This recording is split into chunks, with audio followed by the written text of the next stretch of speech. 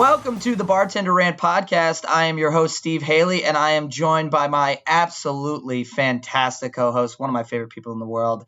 If he was a candy, he'd be a gummy bear because he's so squishy and ripe and just sweet. And he's a little bit of an ass sometimes, but I love him. It's Mike Windsor. Sour Patch Kid, I think, would have been better. Yeah, I don't know. Okay, I got mixed metaphors. Just tell the people hello, please. Hello, people. All right, we got a little bit of hijinks today, guys. We are not recording from the Bonneview Mansion, or I should say we aren't all recording from the Bonneview Mansion. I am actually holed up in my own room, and I'll get to a reason why. Mike is back out in Kansas. He is out on the hill. Isn't that right, Mike? Technically Missouri, but yeah, close enough. Oh, you're right on the border. That's right. I forgot. Yeah, right okay, on so the state line, yep. So Mike's back in Kansas. It's going to be our very first pod that we're doing 100% remote, so we appreciate everybody's patience. Honest to God, you can fuck off, but I do appreciate your patience. I'm going to at least share that sentiment for now. We're going to have maybe a little bit of trouble with sound and audio for this episode. It's a little bit windy out there, but it's very fitting. Our guest, Annie Gladbach, she decided to do Dark and Stormies tonight, which are going to be awesome. Very fitting for the weather. One of my favorite cocktails of all time as well. So can't wait to talk to Annie. She's got some international bartending experience and I think going to have some fun stories for us tonight. So, but before we get into anything, Mike, you know how we open the show. Tell me what's new, baby. What's going on this week in your life? Hit me with the skinny. Well, honestly, man, it's been a couple months since we did our last one when we both came back to Kansas. That's right. And I've completely reassimilated to country life. You know, going from the city back here, I've got to admit, man, I'm a country boy at heart, and it's just been really nice. I've got some chickens now, and I'm back up at the hill. There's this fucking skunk that keeps poking around the chicken coop at night. I was trying to chase him off last night. He's kind of an asshole. He keeps squaring up on me, and I don't know what to do about it because I'm afraid he's going to piss all over me. So, oh Jesus! But no, it's been really good. So have you? Well, we're on the topic of you being a country boy. Have you ever been hit by a skunk before? No, thank God. Plenty of our dogs have, but this skunk, man. What do you do? What do you do? What do you do when fucking sprayed by skunks? No, I know you don't want to. I mean, the ideal thing is to never get hit by a skunk. But I mean, what do you do when a dog gets hit by one? Can you even let that dog in the house? How brutal is it? Honestly, you're meant to douse them in like tomato sauce. It doesn't work that well. Soup. You don't let them in, and we have one dog that she doesn't give a shit. She gets hit by skunks all the time. But Jesus. I keep trying to chase the skunk away, and I'm like trying to shoo him off, and he turns around, he like kind of stomps and squares up on me, and like looks me dead in the eyes. He's like, "What are you gonna fucking do about it, man?" I'm like, "All right, I guess go eat the fucking eggs, man. I don't know what else to do." Sounds like you got Pepe Le Pew on a roid rage out there. You don't want to have to get into that kind of evil. He's pissed off about being canceled. He's out for vengeance. Oh, yeah. The Me Too movement has made Pepe very ornery these days, and we can understand why. You know, and you know, probably justify that he got canceled. You go back and look at those Pepe Le Pew cartoons. It was uncomfortable. I'm just going to use the word rapey, big time rapey from the Warner Brothers cartoon vibes on a Saturday morning. But actually, this is a great transition. You said, having a dog get sprayed by a skunk, because I have an update for you this week. Usually we only do a mic update, but I have one for you. There's a reason that I'm recording from my bedroom and not the pool room studios in the Bonneview Mansion. And that reason is because my little brother Tom, who was episode 2 of the pod, just moved in with me here, and we're really happy to have him. He has a beautiful dog named Ruka, who we all love. He is one of the most adorable animals ever, but this dog loves bread. This dog eats bread, any bread product, anything that has basically has the opposite of a gluten allergy. This dog. So we're talking like tortillas, anything, croutons, anything like that. He ate an entire case of oatmeal pies the other day. He's eaten 2 loaves. He's eaten 2 full loaves of bread. This dog is the fucking bread dog. So. You know what? Yes. Me and this dog, we have a lot in common. That voice of an angel you hear, people, that is Annie Gladbach, and we are going to drift into her smooth serenity here in just a minute. But I am also a bread fiend as well. I'm not knocking bread. I would never come on this pod and knock bread. I'm just saying, I'm just kind of giving you a little bit of context here. The dog loves bread. So just tonight when I was heading into the bar to kind of see what was going on, I walked upstairs from my house. I was getting ready to leave, and Nick and Emily, our 2 other roommates, are cleaning up what can only be described as like a Coke house was hit by a bomb. This dog ripped an entire 5-pound bag of flour off of the top of the counter and proceeded to destroy this motherfucking bag of flour like it was a rabbit it caught in a field. There is flour everywhere. It looks like the movie Blow when the FBI agents break in to that wall on Johnny Depp and the piles of Coke go bursting all over the place. I mean, this dog looks like Tony Montana from Scarface. I swear to God, if he had his red rocket out, it would have looked like, let me show you a little something like that whole scene from... Yeah, it was crazy. So that's why I'm down here tonight. It's still a little bit of a crime scene up there. So that's what's going on in my week. But anyway, without further ado, I think we're good to go. Let's get right into it. Annie Gladbach and the Dark and Stormies. All right, guys, we have Annie Gladbach joining us here. How are you tonight, Annie? Yeah, I'm good. I didn't mean to intrude on you and Michael's little lovers tryst. But you know, it is what it is. You can't hide what you've got. The rules are very relaxed here, Annie, so do not apologize. Mike and I was only apologizing for you two. Yeah. Well, thank you for giving us our space. You know, our relationship is like an old married couple. You know, we love each other deeply, and that obviously brings out a lot of emotion and passion. So it comes to a little bit of bickering and fighting. But the beginning of the show is where we like to air out our grievances and kind of get ourselves back to zen for the week. So anyway, but I'm happy for you. Thank you. Today's episode, though, is about you, and we're so happy to have you on. Can't wait to hear about some of your, some of your service industry experience. But before we do that, why don't we get right into the cocktail? You're making for us the Dark and Stormy tonight. Tell us a little bit about why, and why don't you whip those up for Mike and I? Can you tell us, Annie, why'd you pick that one? Are you a big Dark and Stormy drinker? No, I'm not. Love it. I just had heaps of requests for Dark and Stormies in the past, so I thought, why the fuck not? Perfect. Well, it was a little bit of a twist because when you were serving them, it was in Australia mainly, and they were always requesting a specific rum, right? That's it. Yeah, that's it. Everybody was like, oh, I want a Dark and Stormy. And if I didn't have Bundaberg rum and all I had to offer was Captain Morgan, they'd say, no, I don't want a Dark and Stormy. Just give me a Captain and Coke. That's where the conversation stopped every single time, huh? Every single time. And I was like, okay, well, fuck you. I was like, by the way, anybody that has a problem with cussing or like is like not You're in a safe place, Annie. Of the C word, and when I say the C word, I mean cunt. Yeah. No, we're in a safe place here. Maybe don't listen to this one, but that's a good disclaimer. That's a good disclaimer for anybody. You know that those things will be dropped a lot on Apple Podcasts and Spotify. We're already labeled as explicit, so we're ready to rock and roll. We've been flagged. You're in good company. But all right, let's get right. Cool. So let's get right into this Dark and Stormy. Unlike these cunts from Australia that wouldn't allow you to make them a Dark and Stormy, Mike and I are ready. So why don't you whip those up for us? And Mike's going to kind of walk us through the ingredient list and how to make them. All right. So it was like, what was the name of the rum? Bundaberg. So that's what they preferred it with, over Down Under. But the joke is kind of on them because an actual Dark and Stormy is supposed to be made with Gosling's Black Seal rum. Right. That's kind of where the drink originated from. And I believe it's actually like their intellectual property. So if you want to do a true Dark and Stormy, you have to go with Gosling's Black Seal rum. At the same time, any dark rum will really work for this drink. So I had always, this is a drink that I've always loved. You know, I don't drink a lot of them, but when I do, I'll get on a kick and I'll drink like 6 or 7, and that'll just be my drink for that night. I had always made them, and maybe check me if I'm wrong because I know you've done a little bit on the history here when you can hear it pouring. Mm-hmm. Oh, I love that sound. You also might be able to hear my cat licking herself at some time.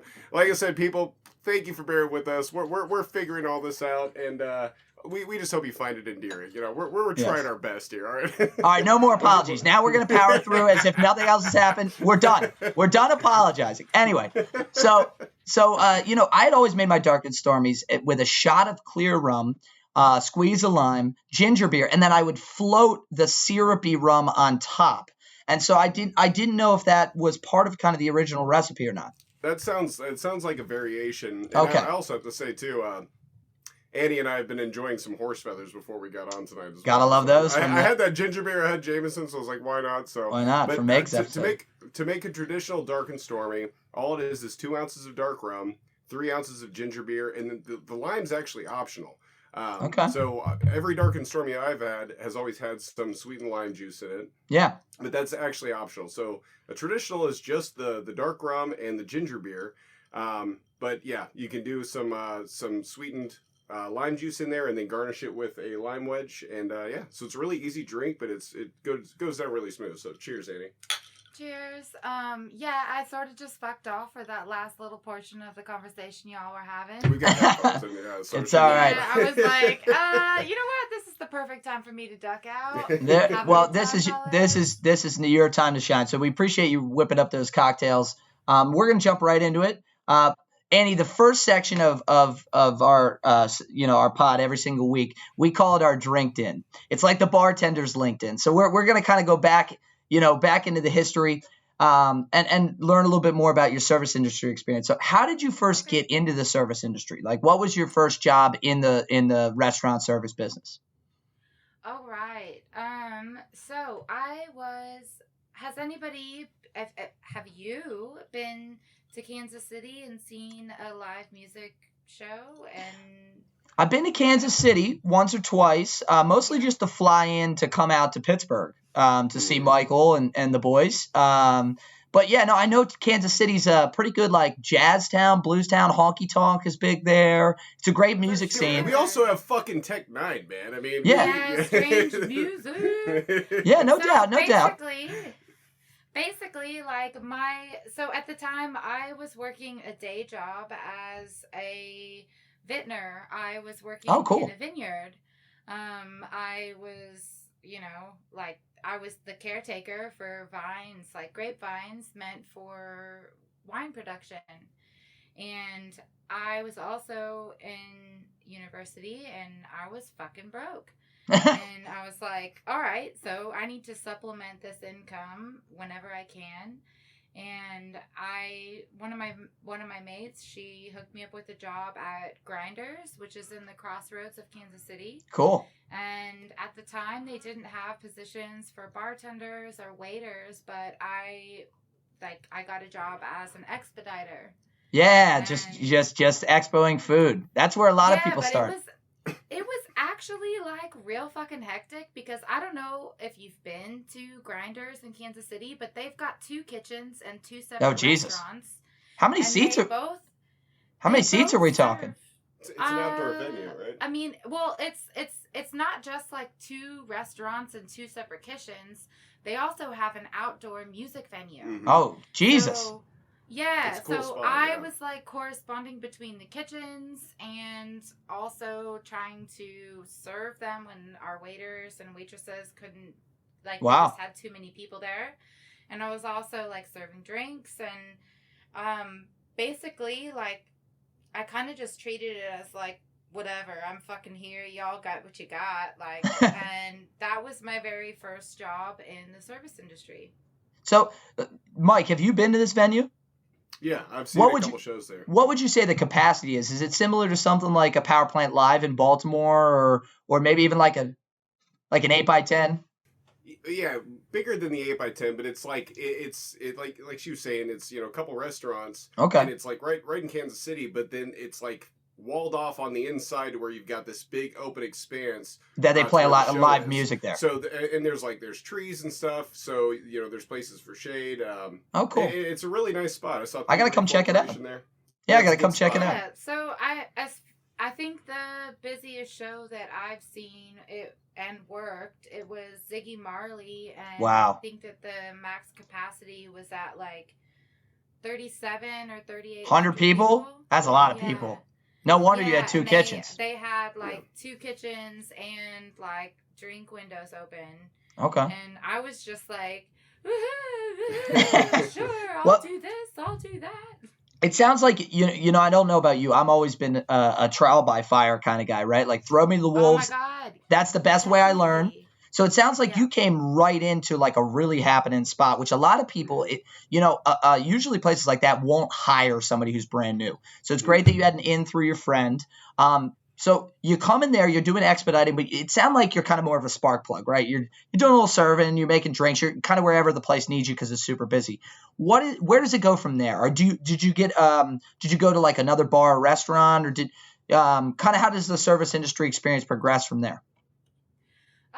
Well, honestly, at that point, I'm on my 25th birthday. I graduated university and I had been working at the vineyard I told you about for about 4 years at that point. And I was just kind of like, well, you know what? Like, I'm sick of this place. I'm going to go try something new.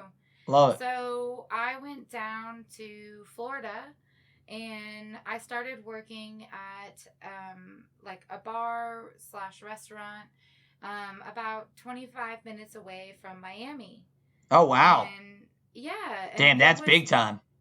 It was really, really cool. It was like an underground, like, craft beer place in Fort Lauderdale. It's called Riverside Market.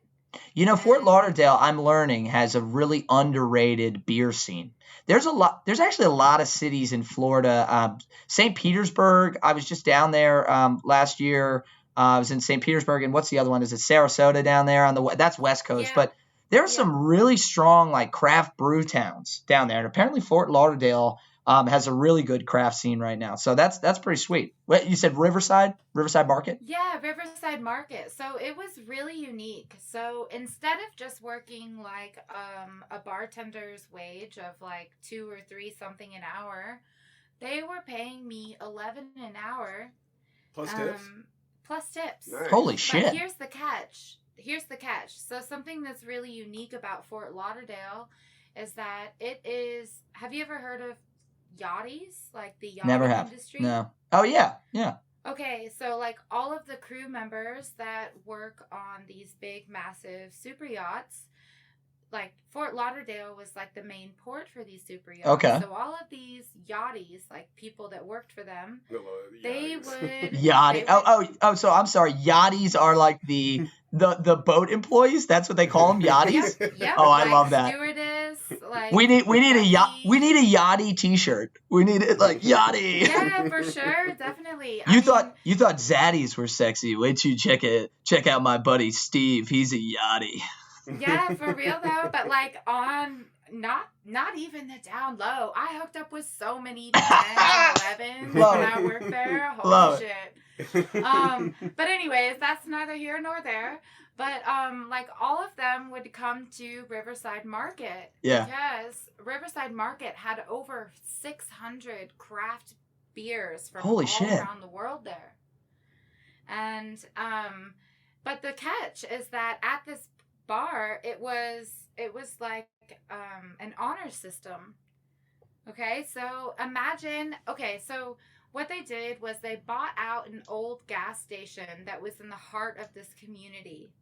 Okay, so imagine going into a gas station today, like Casey's or something, and you see all of the glass doors there with all of these crazy different drinks in them from all over the place. Right. And you're like, oh, tea, coffee, like soda, whatever. So all these craft beers, right? Yeah. So they instead just filled them with all these craft beers. And upon entry, they would say like, hey, like, welcome to Riverside. This is like a family-owned business, which it was. Like Julian and Lisa Siegel. Were the owners. Hopefully they'll listen to this. They are like the fucking most amazing people I've ever met. Yeah. They were like, hey, if you're not going to be a shit cunt, we're not going to treat you like one. So if you come in and you eat and you drink, just as long as whatever you take out of these coolers, if you leave on your table or you bring up to the front counter, and you pay for it, like, all's good. So it was kind of just like a help yourself, kind of like beer buffet. Yeah, help yourself. Get out of here. Get Yeah, out of here. So you're telling me just straight, was that only for like the locals and like the yachties, or you're telling me that this was just a No, I'm serious. Like, No, because I love that word. so do I. Fucking I'm yachties. going to use yachty all week. All week. I'm just going to be hitting So people with this term. But that it was was just like like, an open policy, this like kind of like honor system with the beers. yeah, no, that That's was that's the so cool. restaurant policy. So like, it didn't matter where you came from, if we knew you or if we didn't. That's It like a was beer like, utopia. yeah, yeah. Honestly, like you would walk in, and regardless of what part of the globe you were from, you could walk in and find a beer that you were somewhat familiar with. Like, it was just like, all right, well, if you decide to drink that beer, like, good on you. Just be sure to pay for it on your way out. I hope you have a good time. That's crazy. And Yeah, I like it. Every It's single fucking night. only in fucking Florida, man. Well, and like every single night, like even on our craziest nights where we would get thousands of people in and out, we would only find like all together as like a closing staff. We would check under like the different couches and different things. All together, after having like the craziest night ever, we would maybe find a combined 6-pack of beer bottles. Wow. That's crazy. That's crazy. You know, if you trust people, they're more likely to be good people. Just don't be a shit cunt, and we won't Exactly. treat you like a shit cunt. Exactly. You know, but I mean, I think we can all. Oh, there's the train, baby.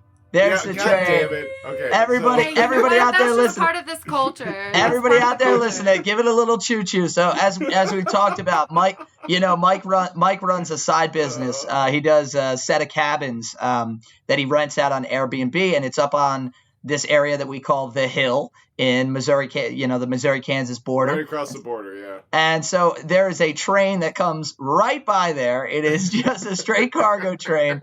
And Mike always wants to cut it out of the pod. I love it. I think it's a beautiful little. We'll see. We'll listen to this. We'll see how it goes. Here's a new rule for you, listeners. If you hear a choo-choo, you better take a shot. All right? Go grab that bottle.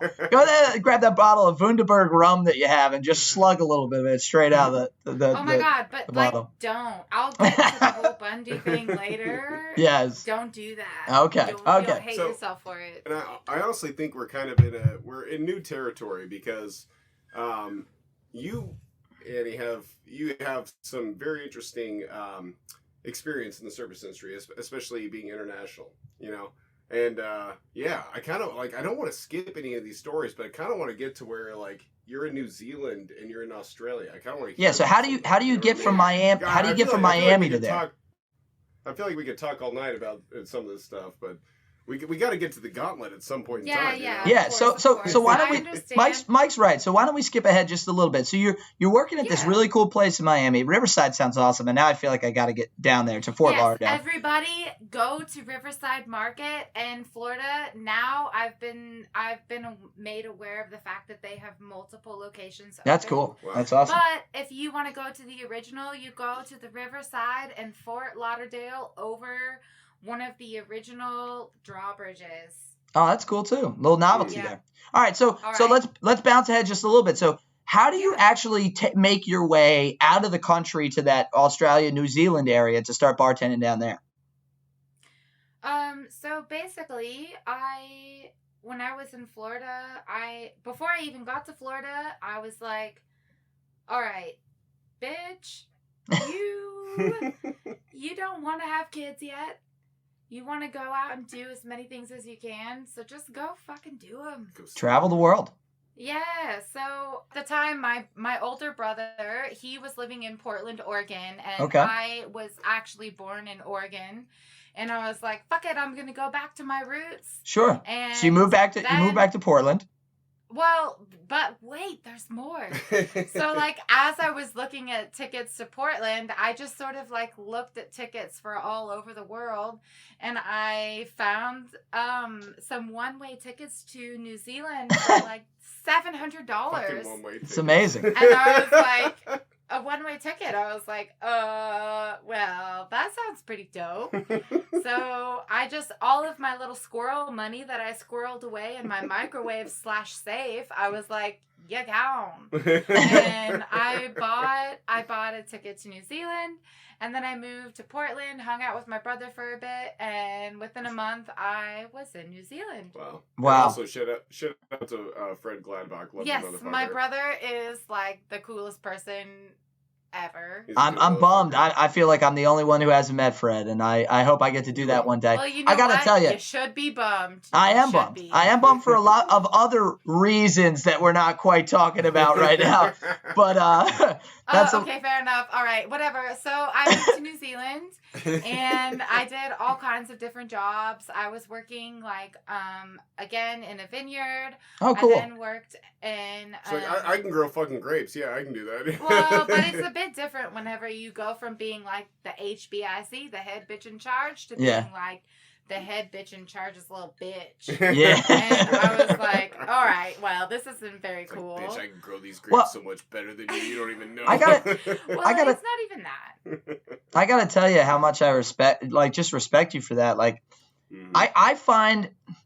I find people who take big swings in life to be some of my favorite people. I've lived my entire life by one motto. If you've ever seen the movie Sandlot, there's the scene where Michael Squints Palladores is going to jump into the pool. Oh my god! And he right. kisses He's gonna fake drown himself to get a kiss from Wendy Peppercorn, and he gives that Yes. amazing monologue. He gives that amazing monologue as he's in the pool, and he goes, "I've been coming to this pool every summer of my adult life." And there she is, lotioning and oiling and lotioning. and I can't oiling, take oiling it and anymore. lotioning. Yeah. Right. And so what I'm saying is, I've lived my entire life by that motto. It's take big swings, take risks. You just got to go for it sometimes. And the idea of just buying a one-way ticket to New Zealand when you don't know anybody there, I love that. It takes fucking balls to Yep. do that. Well, you wanted to get a little extra fucking tidbit?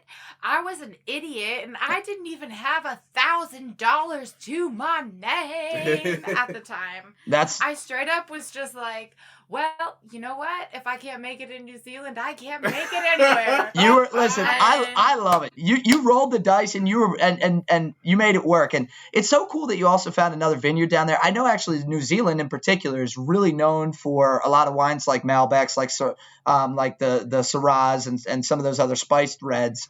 So I'm sure that vineyards are probably really prevalent down. So it's great that you came with some experience and found a niche. Did you also do some other like classic bartending? So you told us, I think, earlier about a place where you were actually making Dark and Stormies in Australia. Where was that at? Let's kind of focus in on that for a second. Australia and New Zealand, I don't know if you know this or not, but they're different places. 100%. I know they're right next, but they're right next to each other. New Zealand, I did various jobs in New Zealand. Literally any job you can think of, Right. I probably did it. But then you make your way to Australia. Exactly. Okay. So basically my visa ran out and I was like, I don't want to go home. And my friends were like, go to Australia. And I was like, I've never thought It's of it. obviously the next logical choice. It's the heady I part. was like, whatever. So I Yeah. bought a ticket and I landed in Melbourne, which is actually one of the fucking coolest bar scenes ever. Yeah. Because they have like all of these like hidden bars. You go into the sandwich shop. Like a speakeasy or something? Yeah. That's you go super into cool. the sandwich shop and you go to like pick out a drink and you open the door to pick out a drink and you see that there's like a little break in the seal in the back. What? So you kind of push it and you open it up and you fucking go downstairs. You are fucking with me right now. I'm not. It Oh is my straight God. up like a speakeasy. So Mike, to back her up, we actually have a bartender that works at Das Beer Hall whose name is Valen. And he's from Melbourne, and he has told all of us this like 100 times, and we're like, nah, dude, nah, there's no way. It is the fucking coolest thing ever. That's insane. It is See? so cool. Listeners, everybody key in here. If you donate on Patreon and PayPal, one day Michael and I will get a $700 one-way ticket to fucking Australia, and we will go to Melbourne, and we will go to all the Also- speakeasies. Tips. Hit the sales up after COVID. Yeah. As soon as love Australia it. opens up their borders, their tickets are going to be I love like it. $300. Also, Well, if you subscribe to the Patreon, you get a 10% discount on me and Steve's OnlyFans. So It's a lot of butt play. It really is. Hey, for all you listeners, I just want to let you know, both Steve and Mike, they are easy on the eye. Wow. So if Wow. you want some, something to chill you How out. many Dark and Stormies have you guys had over there? What's going It was on the here? horse feathers, then the dark and stormies. All right? Okay, I was trying to support you, but I guess I won't. No, we I appreciate it. I do. I won't. Honestly, Hey, Steve, you know what? OnlyFans? What's that? Don't even think of that. Steve has his. I honestly feel like this entire podcast has been a ruse for Steve to sleep with me. Because he has continually talked about. He called me a goddess in one episode and all that. Like a goddess. Yeah, a goddess. And Dude, through my vanity, I didn't say anything because I was just overwhelmed by the compliments. So I know I'm sure that this is not going to get a lot of laughs, but I'm going to say it anyway. I've been telling Mike for years, right? So I'm the idiot who at 5'9", 5'10", decided to only make friends with people who are like 6'3" and taller because I'm a fucking moron. So every concert we go to, I can't see the stage. I have to like get up on somebody's shoulders, right? Because I'm always standing behind these these sequoias all the time. But I used to always joke with Mike. I was like, look, man, I can talk all day long. Like, that's my gift. I got the gift of gab. I can bullshit with anybody. Mike got the gift of being 6'3", feather-haired like fucking Farrah Fawcett with a beautiful smile. I mean, he's a specimen. And what I used to tell him... Fuck you, dude. That shit doesn't matter, man. You are... Well, what I used to tell him is this. Steve, we have to get this... Shut the fuck up. We got to get this down for the record. Steve is a goddamn ladies' man, and I've seen it fucking happen multiple goddamn times. That's not the point. Shut your face. Shut your face. As someone that literally has only seen you via camera, Google not a bad-looking guy. Thank you. You're pretty goddamn cute. I'm not saying I'm a bad-looking guy. Look, I feel very blessed. I feel very blessed. I am just saying, if we took my gab and Michael's looks and you put them together, that person would probably either A, conquer the world, or die of an STD by the time they're fucking 18. I'm just saying. Holy shit. We are so fucking off track. I know. It's okay. Yeah, Look, I'm sorry. We're going to do a little... Let's get to Australia. Okay, we got to go down under, all right? We're already... So just, all right, let's focus on just the last bartending experience in Australia. So what was the most recent place you worked in Australia? I cannot go to the last bartending experience in Australia. Tell me about your favorite one. Tell me about the first one. We can't do them all because listen, hold on here. I think what we're having is a little. There's a time constraint. No. There is no time constraint. I just think we're having a failure to communicate. We don't need to tell your whole bar story right now because we're going to get into it with these crazy questions. That's kind of the best thing about this pod is these questions draw out all this experience. Yes, it's fun. So just tell me kind of your favorite place that you worked in Australia and what you did there. Okay, I will tell you that my favorite place that I worked in Australia is Cape Tribulation Beach House. Very cool name. Yeah. What was it like? Just a beach bar type of deal? No, not just a beach bar. I didn't mean it like that. Have you ever There was a door in the sand. If you scraped it away, you could find it. Well, no, seriously, like, I didn't mean to be a bitch and be like, no. No. Like, seriously, have you ever heard of Sir David Attenborough? I have. I've heard that name before. All right, so where I was working is in the Daintree Rainforest, wow, which happens to be Sir David Attenborough's favorite place in the entire planet. Wow. And it's so, the oldest where is this? Rainforest. Where is this in kind of relation to Australia? Just for our listeners who don't know the area very well. So it is in. If you're looking at a map of Australia, it is in the far northeastern part of Australia. Is that where Sydney is? Is that closer to Sydney or no? It's much further north than Sydney. So it's closer to Cairns. Cairns, which it's like if you look at it, it looks like it's supposed to read as Cairns, but nobody pronounces R's in Australia. Okay, so it's Cairns. So it's this bar that snuck into a rainforest. That's wild. So yeah, it's a World Heritage site. Like a protected kind of almost like a national park we would think of in the United States. Yeah, it's like a protected that way. UNESCO World Heritage Site. That's very cool. Very cool. So what did you do there? Well, I worked as a bartender. a barista, a waitress, and a housekeeper. So you can stay there? I literally did There are rooms as everything. well? There are rooms at this place as well? Yeah, there were, oh my gosh, how many rooms were available there? I would say that each night there were probably like 60 to 70 rooms available there. Wow, that's very cool. So you can go, you can stay there, you can drink, kind of hang out, check out the rainforest, kind of explore. Yeah, like our dining area, it was in a giant like tent, and on either side of you was the world's oldest rainforest. Wow. I actually witnessed like one of the most like the craziest fucking animal I've ever seen in my life. What was right it? there, a cassowary. I don't even know what that is. Yeah, it's the most dangerous bird in the world.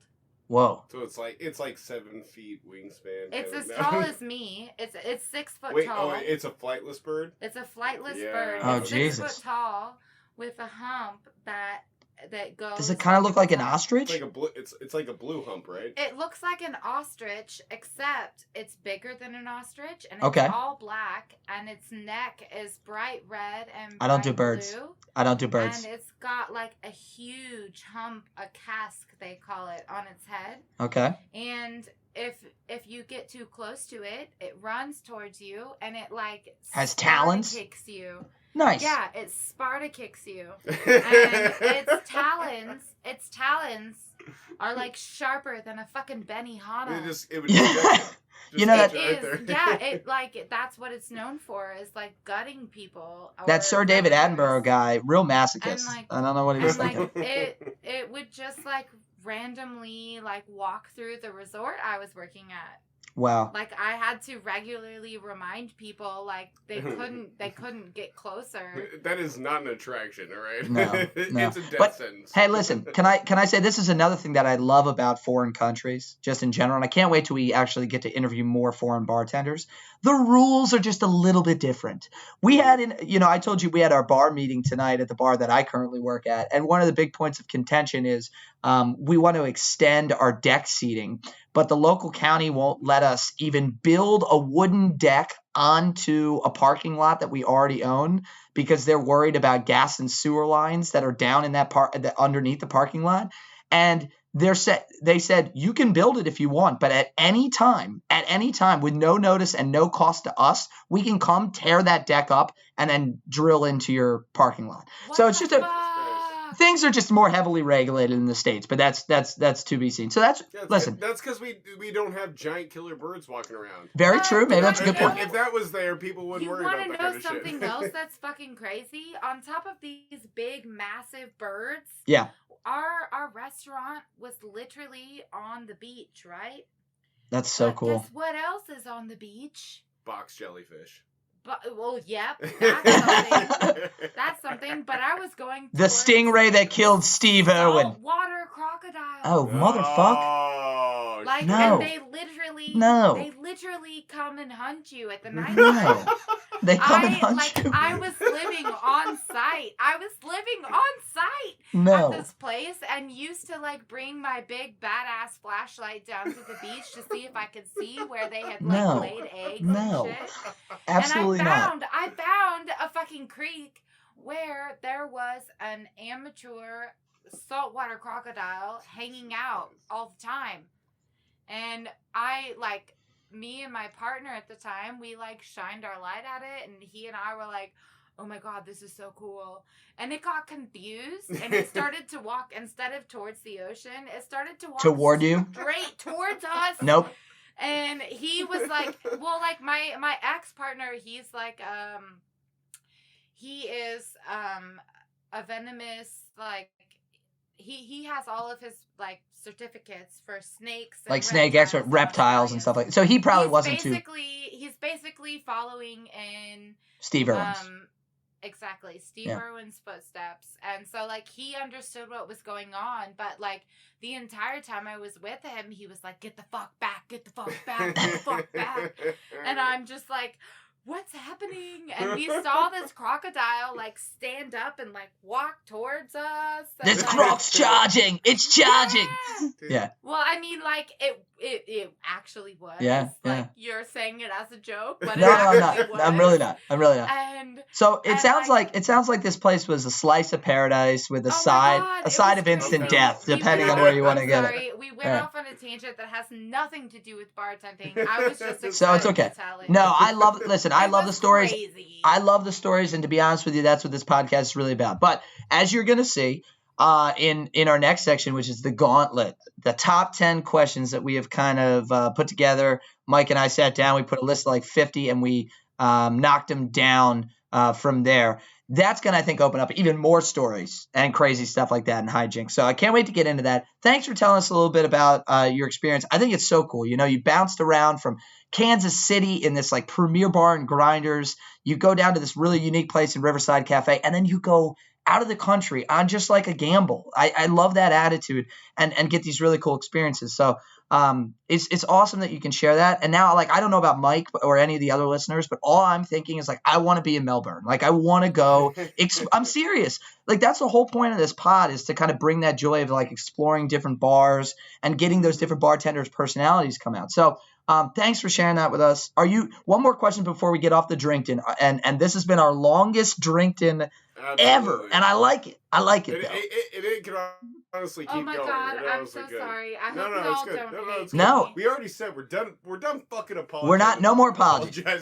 No more apologies. We also, you got to keep in mind, we got post production, so we can move through this. But anyway, so this might have been our longest Drinkton, but we had a good time. Are you still working in the service industry now? Before we move on to the top 10.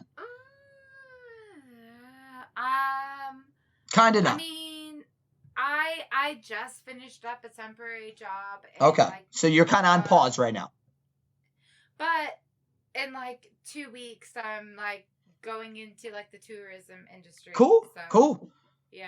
Well, we're excited for you. I can't wait to hear more about that, like what the next adventure is, because it sounds like you know, from what I hear so far, I'm sure you got another crazy adventure loaded up next. Andy, those stories were great. I love the fact that we have finally got to interview an international bartender. It was so cool to hear about, you know, Florida and Australia and all these different places that you've kind of have got these really cool eclectic experiences. And I'm so excited to see kind of where you go from here, because you said you're getting back into kind of the tourist game, which is kind of, or tourism game, I should say, which is kind of cool. So love that you just took us through the whole Drinkton. That was really cool. Hands down, and Mike will agree, that was the most interesting profile that we have talked to yet. Everybody else is like, I work at my local Applebee's, and it's so much fun to serve. Don't talk shit on other guys. Dude, But we had Applebee's I'm just kidding. Is a fucking like. It has a plethora. Eating good in the neighborhood, girl. I'm not talking shit at Applebee's. We had saltwater crocodiles and killer birds, and also, we may get into this, but she's also worked at fucking B-dubs. Oh, Christ. We are going to get into that. We are getting. All right, hold that, because because we are getting into that. Because I work there too, and B-dubs keeps coming up on this pod about how shitty that place is.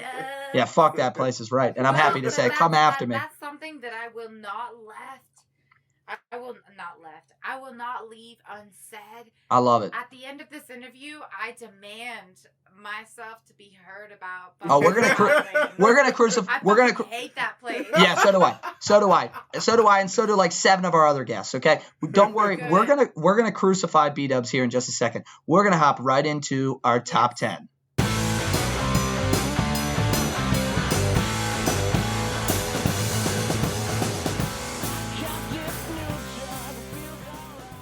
All right, Annie, here's the top 10. This is the gauntlet that Mike and I put together. We sat down and put like 50 questions, 60 questions. We trimmed it down to 10. So these are the things that we really want to get a bartender's perspective on and in the service industry. So we're going to run through these. And, you know, you just kind of give us an idea of what you're thinking. So the first one is pet peeves and misconceptions. Are there any pet peeves that you have about customers, about other bartenders, anything just about the service industry that's maybe a misconception that people don't understand? And if you don't have one, you know, I got a good example for this week, but you start. I don't know. Do you want to start? I can start. That's fine. Yeah, That's fine. you Now, start. I'm I, happy actually, to- I have but- something I want to get off my fucking Get off your too. chest, Mike. Go And on. I honestly think this is really. I've been thinking about this since we've been doing this podcast. Yeah. I think it's really important for anyone who's bartending right now and who's listening, or anybody who's aspiring to be a bartender.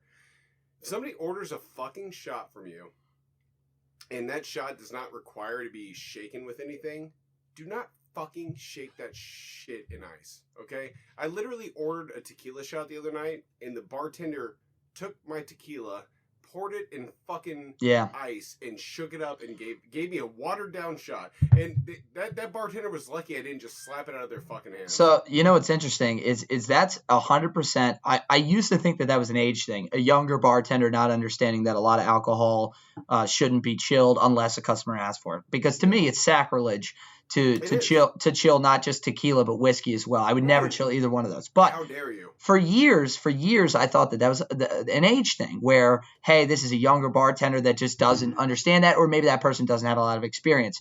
What I've come to find, it's a maturity in the service industry thing. A lot of times nobody ever told them that when somebody orders a shot, you don't just chill it. And their only experience with drinking alcohol is to have a shot chilled. And so unfortunately, then they chill that. So I'm 100% with you on that one. That one drives me nuts. Yeah. So we can lay it out. We can lay it out here right now. You should always take your drink order dictation from the customer. Bartenders shouldn't assume. And if you don't know the right questions to ask, you have to either say to yourself, man, I need to put a little more effort in my job, or I need to ask somebody else if I don't know, right? Behind the bar. Or ask the customer too. 100%. So that's definitely a huge pet peeve of mine. Misconceptions, like the huge one right now is with COVID. Can I just tell you what my pet peeve is? Yeah, hop in. Steve, shut the fuck up, dude. All right, we're trying So, to. I'm just kidding. I, on multiple occasions, have been asked, like, can you pour this drink? I'm like, yeah, sure, got you, fam. And they're like, oh, well, can you pour, like, 1 or 2 seconds more? More alcohol? And I'm like, that heavy hand, right? Yeah, I'll pour that as long as you're willing to pay it. Yeah. Right. Yeah. And they look at me and they're like, what do you mean? And I'm like, well, just asking for special treatment off the street. Yeah. Yeah. Right. And then they throw a fit.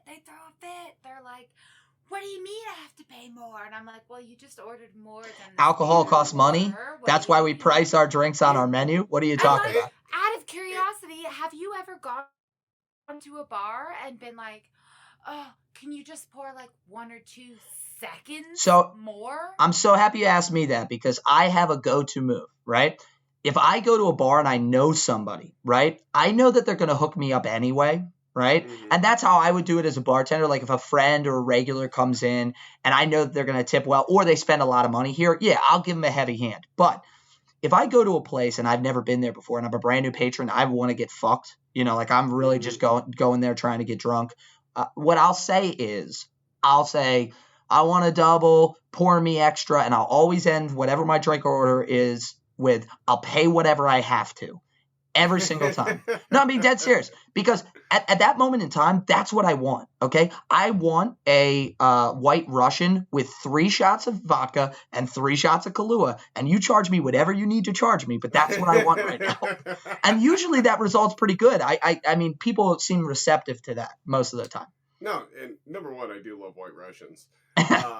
I really do, but no, I've done that too. I've gone to a place where, and not that line, but like I just held up some money. I was like, look, I will fucking take care of you, but get me fucked up. Like I'm trying to drink right now. Yeah, see, the problem with the "I'll take care of you" line, and I hear you. If you have integrity about it, then you are going to take care of me. But a lot of Annie, maybe you can speak into this. I can't tell you how many times I've had somebody walk into a bar, order a shot, and say, "Pour it heavy," I'll take care of you. And that's the worst tipper of the night. So some people love to flaunt it. Oh my God. It's a shot back to Tony Castino. Yeah. People who are like, I'm gonna take good care of you, man. Yeah. They're the worst goddamn tippers of the night. Yeah, it's crazy. So like even in like climates where they're not even intended to tip you, they're like, can you please just pour like 1 or 2 seconds more? And I'm like, I'm sorry, but in what world is a second a measurement of how much volume of alcohol I'm pouring you. Well, a lot of bartenders are taught their 4-second count, right? So yeah, but not in Australia. well, maybe not, but you serve them you serve them an exact amount. Right. And well, then that like through a jigger, you're saying using a jigger you serve them a jigger, and they don't even want you to charge them more for it. See, and I'm actually on your side. To me, if I think the bar industry standard in the United States is that that 1.5 ounces of alcohol, you can measure it out using the jigger, but you can also count it out usually with what they call a 4 count. And I'm actually on your side, Annie. If you're coming in and saying to me, I want an extra second or two, guess what that is? That's a whole ounce that's a whole ounce, or that's a whole another half an ounce. And that money adds up, They get bitchy when it's they crazy. receive their bill and they see that they've been charged for it, and they're like, I only ordered this. And I'm like, yes, but you ordered like an extra 2-second count.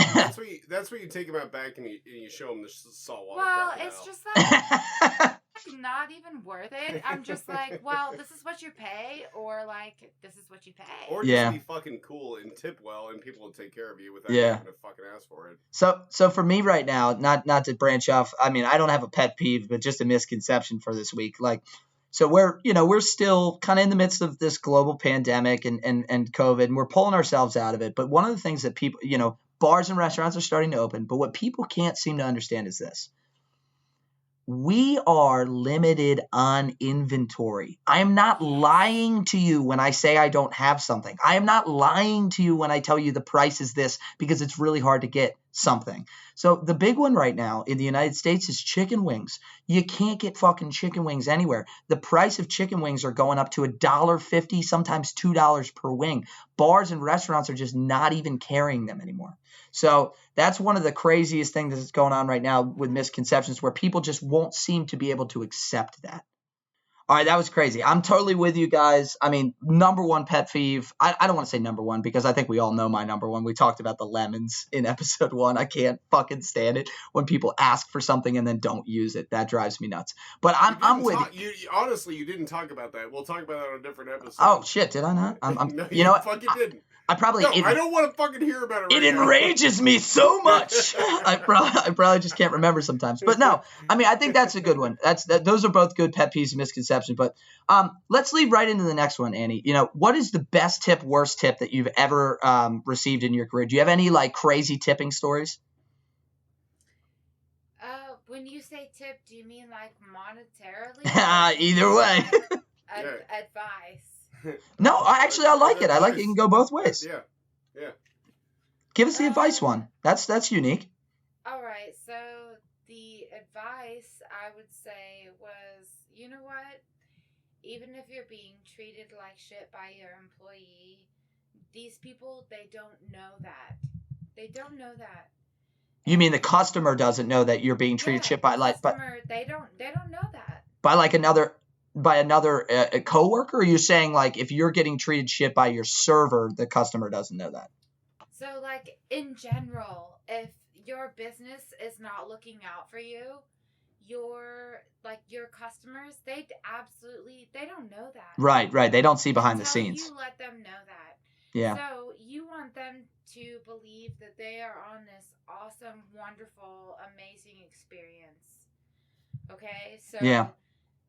Your debt at that point, even though your employer isn't looking out for you, your debt is actually to the people that have potentially paid like their life savings to come on a trip to experience what you're giving to them. Yeah. Like just because you're not having a good day doesn't mean it's okay to make some random person feel inferior. Yeah. Well, and I think we've talked about this before, and I think it really comes down to it's your job. Yeah, your regardless job of how is you're to feeling, make somebody feel like they are the queen of the moon. Exactly. That's and your job. Sometimes it's really fucking hard. Sometimes it really is, but it's your goddamn job. Hopefully you get tipped. If you don't, well, you're in Australia, which they don't tip there, right? But you get paid. You get Yeah. paid fucking $26 an hour. You Yeah. can surely make someone feel Exactly. like the queen of the moon. And like my very best tip that I've ever made off anybody was because I had a gentleman come to me and he said, "Hi, I plan on proposing to my girlfriend Wow. while I'm here." And I said, "Oh my God, I'm so excited for you. That's amazing. What do you want me to do? Like, can I help you?" And he actually gave me his camera and he said, "I don't even care if our faces are blurred. I just want photographic memories of this moment. I proposed to her." No. And so I fucking hid in the bushes. I did like She watched out for the saltwater crocodiles. I did some test shoots on some of my friends so I That's could great. get the focus right. And I actually got some pretty amazing So you shots. not only paid as a bartender that night, but also paid as a freelance photographer. That's pretty cool. Exactly. And Jack of all have trades. Never once showed any interest in photography in my life. But it got you you. Just like, all No, right, but I got you, fam. You're I got 100% you. right, I'll do though. my best. You got a big tip that night because you went the extra mile for a customer. You made their night special, their experience special. And I like how you put it earlier. You said the tip that you got, the piece of advice was you can't let the customer see how your employer is treating you, like the what you're struggling with behind the scenes. You got to let them have a good time. The first person that ever trained me as a server, I'll use his first name only. His name's Dennis. I was working at a place called Mountain Branch Country Club. He's an unbelievable restaurateur, and he used to always say to me, "Steve, you can never let them see you sweat. No matter what's going on, no matter how much you're running around, you can never let the customer see you sweat. To them, everything's easy. Everything's smooth. You got to keep it like that." And that always stuck with me. So I like that story. And also there's a little love in that story. That was very very sentimental. If you did a bit of like hashtag searching, you can actually fucking find my super image, like your pictures. Photo shoot. That's awesome. Pictures online. I would love to see the picture and then right next to it a picture of the receipt with a fat 40 or 50% tip. That's what I would like to see. Oh my God, they paid me $50 just to go Jesus. out and like pretend just to take the pictures. And I was like, I'm there for it. There are some free. It's a very beautiful moment that you share with those people. They're probably divorced now, but listen to our next question now. Worst drink orders.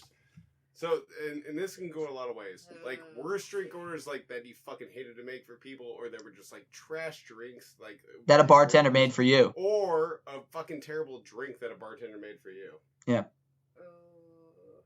You guys, can I skip this one? Sure.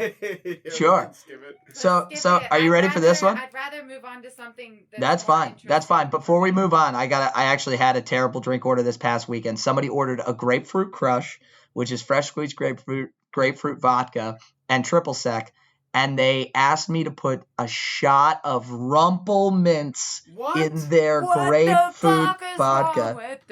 Yes, mint and citrus together in the same drink. It was I almost threw up making it, so I just had to sneak that one in. All right, question number. Right. I know. I'd rather. I don't know. I feel like most of the time in every situation I've ever been in, if I didn't like something, a bartender has not almost always. They have always been like, "I'm so sorry. I can help that. Yeah. I can make something better for you." And here's the weird thing. This is a perfect segue to question number 4, which is ultimate mistakes, fuck ups, and crazy hijinks at work. I didn't even want to apologize. I felt personally bad, like I had dipped below my standards to make that drink. If you want to talk about ultimate mistakes, I made an ultimate life mistake. I should have, right when they gave me the order, said, "Sir, what I need you to do is get your things, pack up your family, get the fuck out of this establishment, and never come back." And never come back. All right, but you could have been like, "Oh, honey, no." Oh yeah, I should have hit him with like an honey, old. Oh, yeah. honey, no. I should have been like, "Bitch, please." No, you didn't even have to be that aggressive. You could Yeah. have just been like, "Oh, honey, no." Is that a Kansas staple? Oh, honey, no. Oh, honey, no. That's like a Southern staple. Okay, so now what's the staple is the train horn that you're about to. Yeah. Oh yes. Well, now everyone get ready. I can hear it. You know what? My temporary job, I worked for these motherfuckers that are on this The train right now. And I guarantee you, 90% of them were nice, but the 10% that weren't, they were not nice. I believe that. This is a weird little tangent, but my uncle used to work on the train, and he'd bring candy for the little kids. Okay. That is creepy. No, this podcast is taking a weird turn here. Goddamn train! You can't touch a kid when you're on a train. Was your uncle's name? Was your uncle's name Mo? No, fuck you. But he would Uncle bring Mo? Candy, Uncle Mo Lester? He would bring candy for the little kids, and he'd bring rocks for the big kids. He'd throw fucking rocks. Okay. All right. Listen. Moving on. Let's go. All right. I'm cut. Like ultimate mistake. You know what the ultimate mistake was? You know what the ultimate mistake was? Trusting Michael. All right, let's move on. Question number 4. Ultimate mistakes, fuck ups. These can be yours or your coworkers. Do you remember like a time where you just like made a huge mistake at work? Maybe when in your early serving career, when you were at Grinders, did you like drop a tray or anything? Or have you ever seen somebody like just crash and burn? Yeah. So like when I was at Grinders, as an expo, like you're in charge of so many things. Yeah, and you said it's a big place too. On like a super crazy night. Yeah. There were like 3 or 4 orders that were takeaway, like 10 orders that were in-house, and then 10 orders that were like out the back. Okay. And I was like, and I just like mismatched one of the orders that like in between like the in-house the takeaway. Like I mismatched the takeaway orders. And you want to know who the fuck came to collect their fucking their takeaway order? Who's that? Saltwater crocodile. No. It was the fucking police. They were like, "Where are my wings?" And I was like, "What do you mean, where are your wings?" So did you send your delivery? And they were like, "Well, they're not. I've got breadsticks." And I'm like, "I just delivered your wings to some poor bastard living in Strawberry Hill." Oh my god! So you're telling me you sent the cops food to somebody else? Yes, it happened on a regular basis. It wasn't even like a one-time occurrence. All right, everybody turn around. Let's go. Spread I think we all know that. I think we all know that feeling of setting the wrong plate or the wrong drink down on a table and you start walking away. It's great when you realize in time you run back and you like grab it out of their fucking mouth. You're like, no, not yours. That is not for you. That is not for you. And that's a great feeling when you get back there in time. But the worst feeling is like when you set it down and it was like a well done steak and that person did also order a steak. So then they start eating. And so then you have a double fuck up because then the table that's supposed to get the well done steak, now you have to cook another well done steak. And the person who ordered a steak at that table did medium rare. And they're like, this is overcooked. And so now you have to make Tuesday. The double fuck up is when you send the cops order to that one too. else. That one too. And then you're like, oh my God, I fucked up their order. They accepted it. But like now I'm like, am I going to get arrested? You know what's crazy? Gonna, like, wait for me after my shit. You know what's crazy? Happen? If this was street justice and these cops were probably not on their shift, it would be hilarious if that cop just ripped out a taser and tasered you right in the neck and was just like, you set my wings.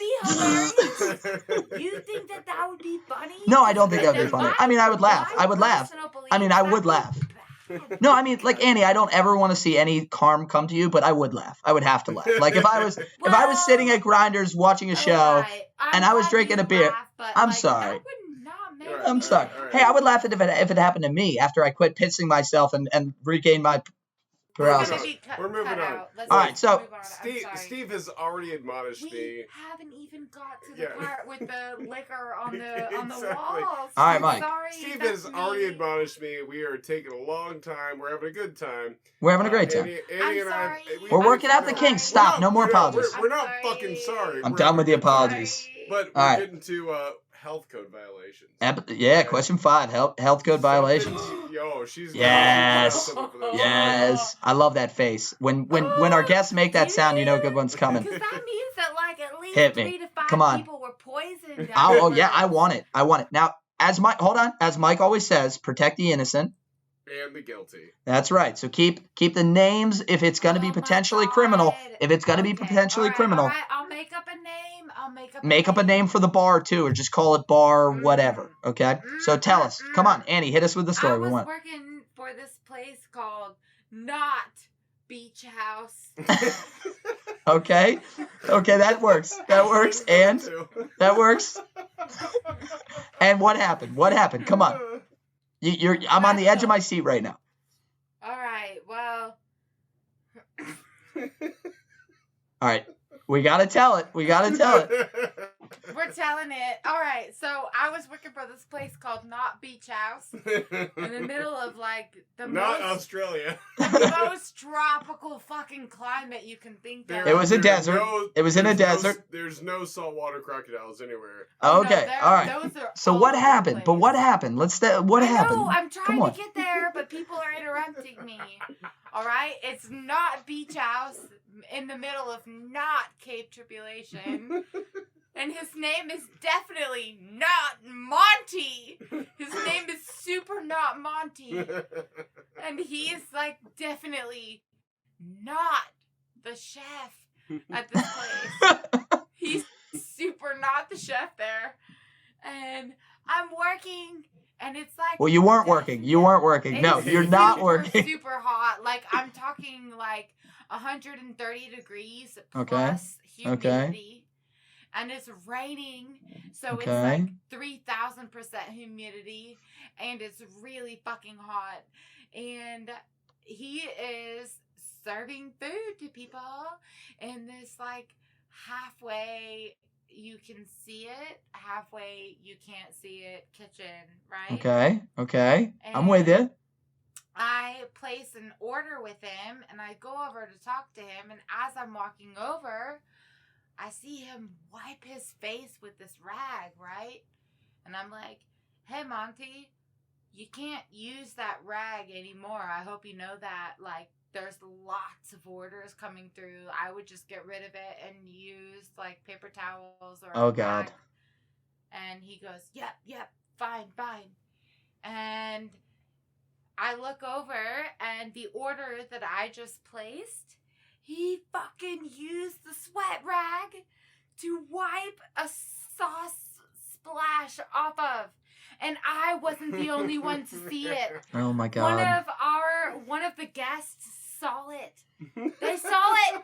They reported it. And I like told my manager, I said, dude, he is not acceptable as a fucking... Yeah. He's not a chef. He's not a chef. God damn it, not Monty. What are you doing, man? And like Good Monty, God. he was not only just serving like a regular guest that night. It was like a tour group. Oh, so it was a lot of people. A lot of people. A lot of orders. Like 5 tables. Yeah. And their tour guide saw him do it. And so I had to like walk in front of Monty. Oh God. And in front of my manager, and she goes, Annie, did you see Monty be unhygienic in front of them? And I go, Natalie. First off, nobody uses the words unhygienic. Yeah, dumb bitch. Straight up, Did you see him being I straight up was just like, Natalie, I'd rather fucking eat my ancestors' toenails than eat the food he preserved. Well, and so here's and fucking made tonight. Can I hop in just very quickly here? So, as somebody that's hearing this story for the first time, okay, I don't like other people's sweat, just in general. And a couple pods back, we were talking about which would be worse. Somebody, somebody using the bathroom, not washing their hands and then using the food, or somebody jerking off or diddling their Skittle and then not washing their hands and washing the food. I got to be honest with you. If you do those two things, or you're just like a sweaty mess and you don't you can't keep your hands clean, you can't keep hygienic, I think, honest to God, I don't know, but I think sweat might skeeve me out the most. Maybe that's weird, but the reason I bring it up, because I'm hearing this story for the very first time, and this is theater of the mind, okay? That's what this medium is. You could not have picked a better name than Monty for this story. And I know that that's his not real name, but I'm just saying. It actually is his real name. I know, that's why I said it's not real. We said protect the goddamn guilty. Yes. Come on, man. So the point I'm sorry. It's Annie, hold on. It's not Monty. Annie, the point of what I'm trying to say is this. If you tell me that Sally's sweat accidentally got on my plate, I'm like, all right, Sally's probably dainty. She showers often. She puts on deodorant. Monty sounds like a guy whose sweat is like raw fucking sewage. All right, that sweat sounds fucking foul. And the fact that it just touched my plate, I'm ready to vomit. If I'm one of those tourists, I'm walking up, I'm getting up, I'm taking my fork and my knife with me, and I'm gonna go kill a saltwater crocodile. I'm eating that shit. Okay, because I'm not eating Monty's fucking ass sweat. That's for sure. So, all right. Maybe the plate was underseasoned and Monty's sweat. Just a little. Shut the fuck up. A little saline. Yeah, a little saline. I'm back in now. Throw it on my steak, baby.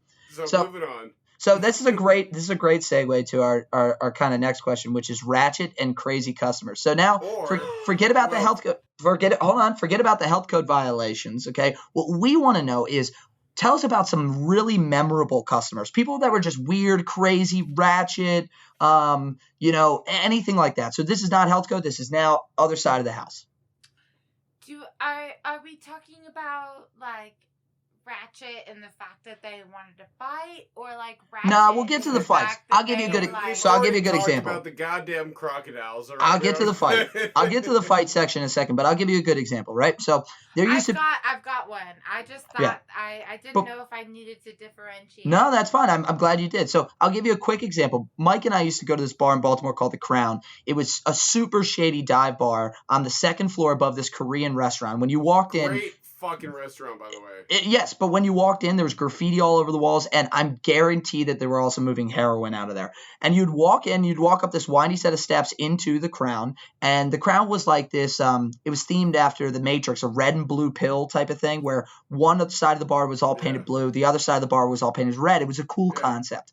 I saw the coolest person I've ever seen in my entire life singing karaoke at the Crown one time. He was wearing a purple leather jacket, camo pants, Doc Marten shoes, a NASCAR Dale Earnhardt Jr. hat, and he was carrying around 2 fern leaves, and he was holding them in front of his face, singing like, "Do you really want to hurt me?" And he was just such a fucking character. It was like this. I loved him from the second I saw him. And so that's what we're looking for, just memorable, ratchet, crazy customers.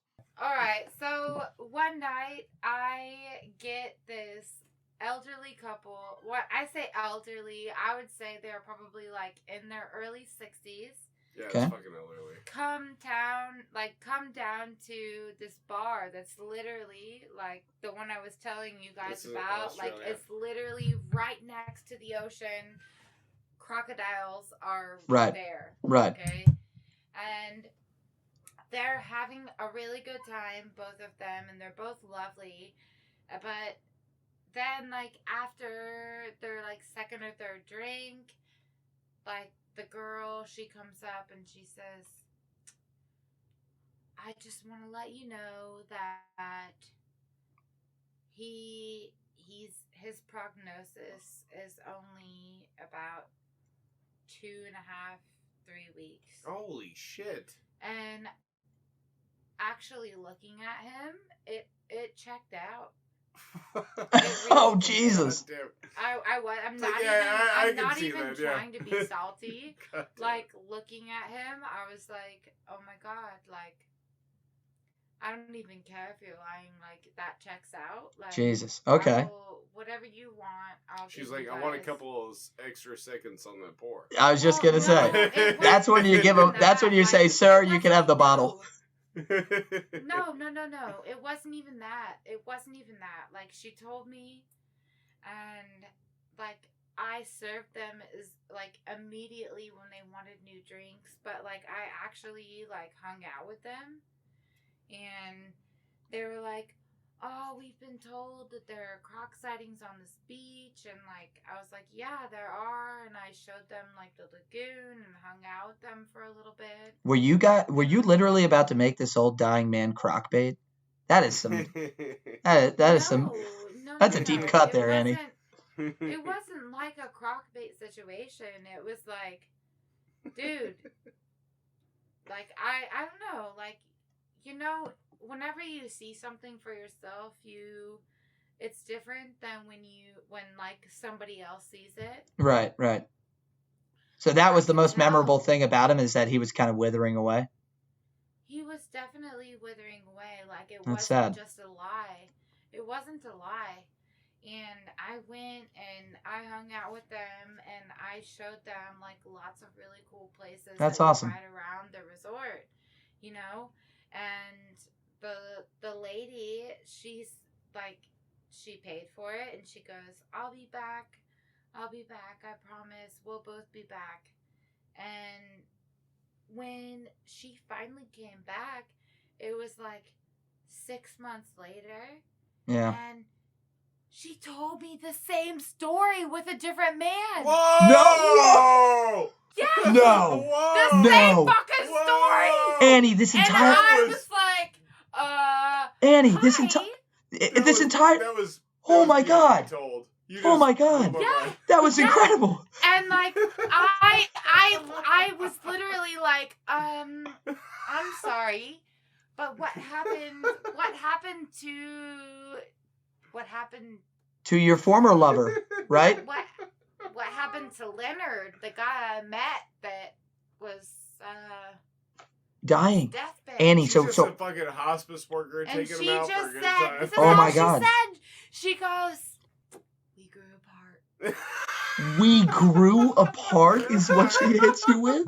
We And grew apart? I literally was like, dude, No. fuck you. Get the fuck out of here. Annie, I gotta ask you. Get the fuck out of here. I gotta ask you. Number one, I didn't see that coming. Okay, but I have Me to. either. Holy Me shit. either. Holy shit, you told that I beautifully. did not see that coming. Oh my I God. was just like, you fucking bitch. So do you guys fucking bitch. do you guys think that she gave up on Leonard and he died, or do you No. think that she's like the type of person that goes and preys on old dying Yes. men, Yes. and then and Yes. like Anna Nicole Smith, like Definitely. tries to get them to sign over? Definitely. Oh my God, Definitely. that's insane. I definitely Yeah. think that she So- preys on people like that.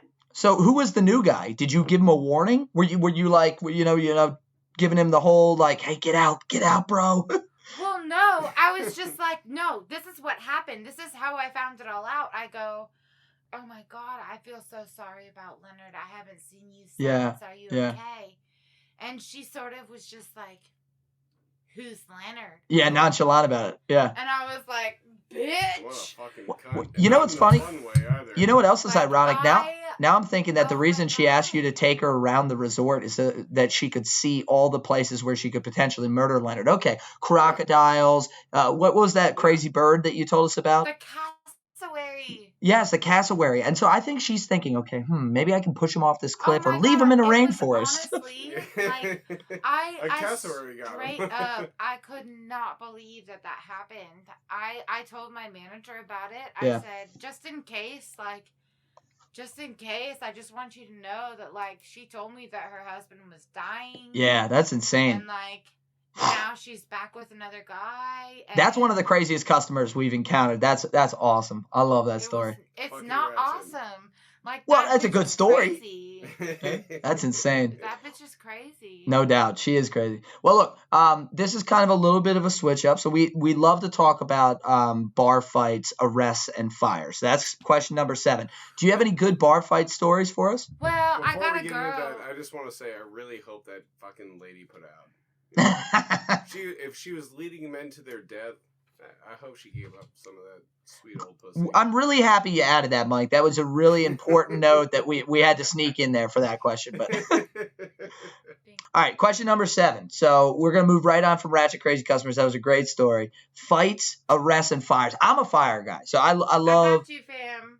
Okay, all right, tell us. Hit us with the. You All said right, somewhere in so Sydney. when I was in Sydney, Yeah. I was working at this like Mexican restaurant, which are few and far between in Australia, by the way. Yeah. It's a long way away. Very few and far between, but they also had like a very prevalent music scene at the same time. Right. And like one of my friends that I worked with, she's actually like a legitimate rock star in Australia right now because of her job there. Her name is Ruby Fields. If Okay. she becomes famous here, everybody should listen to her regardless. She's We can't wait to plug her on the pod, Ruby Fields. Ruby Fields, bitches. Seriously though, like she's amazing. But anyway, one night I was there and like our craziest nights was on Sundays because that was always we had like super cheap sangria. It was like $20 sangrias. And So everybody's getting fucked up, and what, a fight breaks out? Fucked up. And it's people from like all over the Sydney area. And like Cronulla, where I was at, it was in like the southeastern corner of it. Okay. And I was a bartender, and it was like really lazy most of the time, but during Sunday nights and Sangria night, it would get really crazy. Sangria. That day we had rented out the bar to a skateboarding company, and they had used it as like their skateboarding video release center, and it was like so a lot of little punk skateboarders in there drinking sangria, ready to fight. Okay. I'm starting to see where this is going. So basically, like, they broke one of our sinks in the men's restrooms. There was like a bag of Molly, like multiple bags of Coke in the bathroom. Jesus. And they tried to like take on our security guard, and we just gave up at that point. Were they using their skateboards as weapons? No, they were just like using their elbows.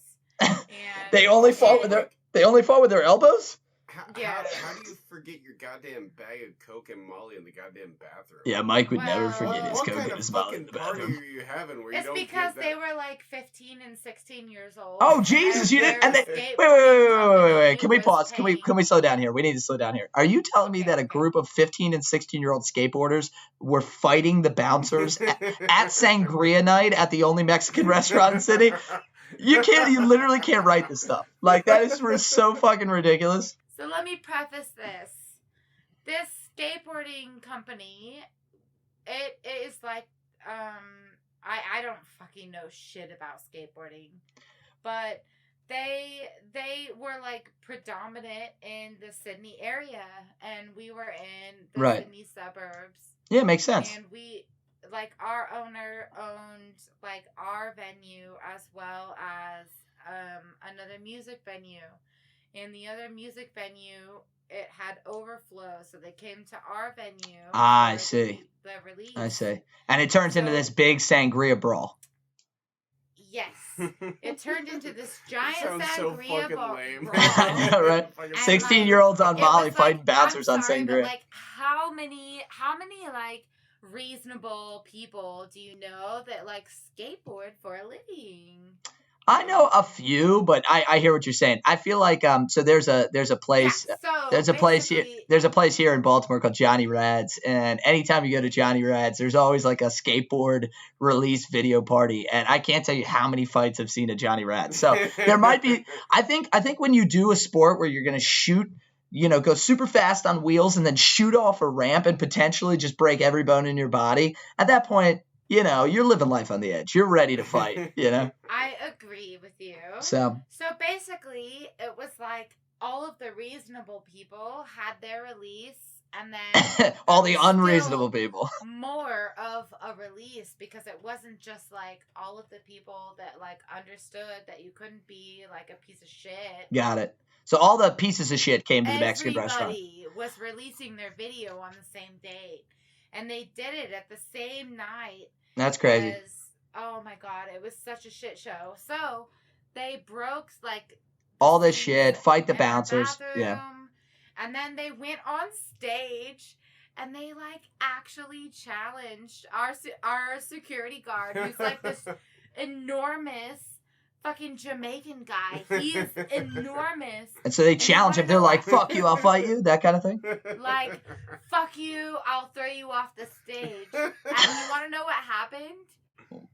Yes, I do. Okay, Yes, so go ahead. Our Jamaican, fuck you, I'll throw you off the stage guy. He lost. No, He no. fucking lost. To the skateboard punks on the sangria and the Molly? See 16-year-olds Yeah, like, in swarming tight him. Yeah, like and swarming him. beating this fucking Jamaican man with skateboards. Yeah, that's all I can think of. No, there were no skateboards in sight. They were all just like, woo! Well, folks, you know our motto here on the Bartender Rant podcast: never sangria and skateboard. All right, so that moves us right on to question number 8: sex stories. Tell me any crazy like sex stories, either you or other people in the bar. Or if you ever seen customers fucking in the bar, any crazy sex stories there? Anybody ever fuck a saltwater crocodile? You know what? I'm not stopping the saltwater crocodile. Oh, I see that you are dead. Listen, They're coming, and they're coming hard. your material's very creative tonight, I can tell. I mean, it would be remiss to like excuse my own. Oh, don't excuse your own. My own scenarios in Come on. this. What'd you do, Annie? Give us a wild escapade. Tell the people. I absolutely didn't have sex in any of the scenarios that I'm talking about. Nope, no sex at any of the bars. What did you None say? of them. What did you say at the beginning of the pod as advice to me, Annie, about my particular predicament at the time? Is I got to stop shitting where I eat. Yeah, that's good. I think that's good advice for all of our listeners out there. In fact, I don't know what you're talking about, man. yeah. I'm actually going to hijack this category. I think that is what I'd like to use this category for today, if you wouldn't mind, Andy. I'd like to use it as a public service announcement for all of our listeners. If you're a bartender or server out there, perfectly right for that. Thank you. Do what you want. If you're a bartender or server out there and you're in the service industry, heed this warning from Annie Gladbach and I. Please, no matter how hot he or she is, just don't do it. Fuck somebody else, okay? Don't do it in your own restaurant. It is a mistake. It will come back to bite you in the ass like a saltwater crocodile. All right? Steve's been having a rough week with an old lady. We don't need to get into that. All right, moving on. Question number 9. Bar hazing pranks. Details are not needed. Yeah. I just want to let everybody know that, There's, you know what? I got I that don't ass. give a fuck if someone's super hot. Just don't do it. Fuck if Just someone's don't do super it. Cool. Just Fuck don't do 'em it. all.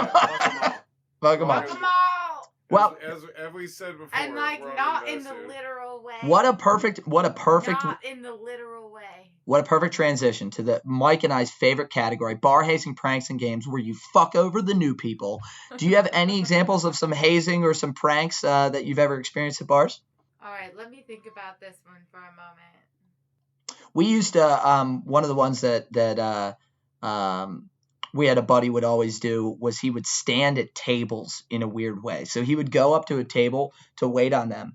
And then when he got to the table, he would turn profile. So he was facing to the side of them and he would never look at anybody at the table or anybody in the eye. And he'd wait on their order like that and it would freak people out. They had no idea how to handle it. Or he'd walk up to a table and he spread his legs so far wide each way to where his face was like eye level with the table and he was like stretching. That would freak people out too.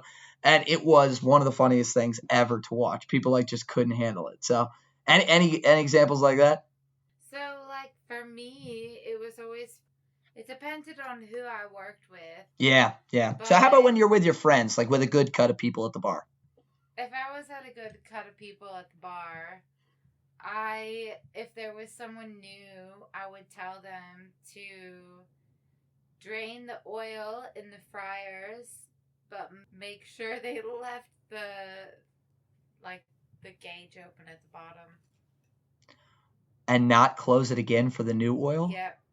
You're evil. That is some shit right there. If anybody out there has changed a fryer, and I have changed a million fryers. I used to be a cook before I was a bartender. If you don't close that and you make the mistake of pouring that new oil in, it goes right onto your feet. That's the first place it goes. It shoots right out of there, and there's oil all over your shoes. And then you go to run to like fix it, and you slip and you fall on your ass. It may have happened to me. That is brutal. That is some brutal shit right there. I don't even know how to recover from that. Actually, I do. Question number 10, firing and quitting stories. If you did that shit to me and I was your cook, I'm fucking quitting. I'm fucking quitting.